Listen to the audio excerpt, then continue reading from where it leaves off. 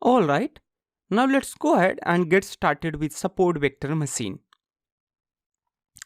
Support vector machines are a particularly powerful and flexible class of supervised algorithm for both classification and regression. This is you can understand as an example for support vector machine. Support vector machine classify data by finding the hyperplane that maximize the margin between these two classes. And these are being done in the training. Let's say these are the two classes here. We have a circle and this is square, and this is the hyperplane, and this is the maximum margin hyperplane. And alright, so this length is actually a maximum margin, and these are the support vectors. Alright, so the data points which is touching just these lines are hyperplanes. These are the support vectors, and you can make a convention that this one is the positive hyperplane and this one is a negative hyperplane.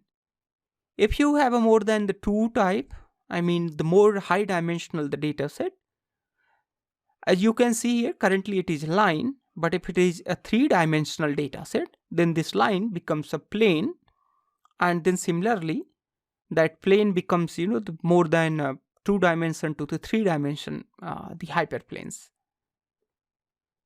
In 2-dimensional example, as we see here with these two classes, alright, so this hyperplane we can think of as this as a straight line, as we have discussed it earlier, and this line is separating these two classes. Although in this it seems simple, but sometimes in your project it could be really difficult to separate these two classes, because if they mix it together, then by separating it with only the straight line would not be possible. So we might need to use a nonlinear kernel function in support vector machine algorithms. By default, support vector machine algorithms do not predict the probabilities, they only predict the classes. That's mean either 0 or 1. If it is more than 2 class classification problem, then it might only predict the classes. But here we have also a formula to predict the probabilities in SVM algorithms, and this is the formula actually here.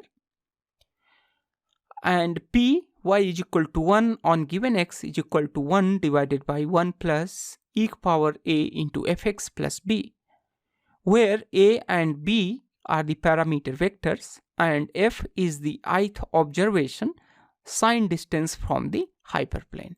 That's mean for the ith observation, so this is the distance from the hyperplane. When we have more than the two classes and an extension of this probability function made. SVC usage of hyperplane to create the decision region does not naturally actually produce the the probabilities. That is why we had to do these things manually. Although if you do not want a probability prediction, then you should not use the probability prediction, because the probability prediction is a complex type of the calculation, and ultimately it slows down your algorithm.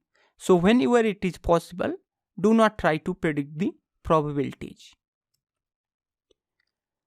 Alright, so SVMs are a very powerful classification method because of the some regions. Their dependence on relatively few support vector means they are very compact model and take up very little memory.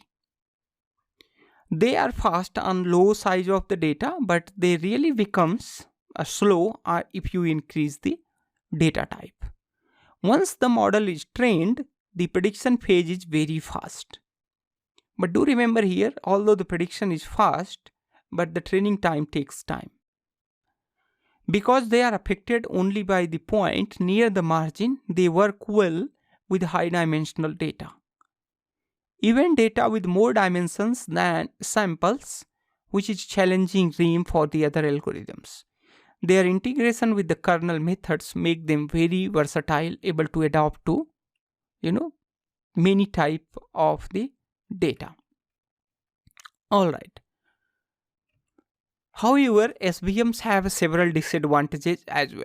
The scaling with the number of samples n is big O notation n cube at worst. That's mean the complexity of algorithm is n cube and n square for efficient implementation, but still it is huge. For a large number of training samples, this computation cost can be very costly, and sometimes you may not be able to train your algorithm even in few days. Alright, so at the same time, if you choose a wrong C parameter, so then you might end up classifying wrongly your data. The results do not have a direct probabilistic interpretation. So this we need to actually calculate with the following formula. Although this might get the costly, so we should avoid when we don't need probability. So in summary, we can say the implementation of SVM look like something this. And this is implemented by using sklearn Python package in a Python. Alright, so this is the very small code. If you don't understand this code, don't worry about that. We will be discussing this course later in this course. Alright, so we'll be discussing this later in this course, so don't worry about that. Alright, so this is all about in this lesson. Thanks a lot for watching it. I'll see you next lesson.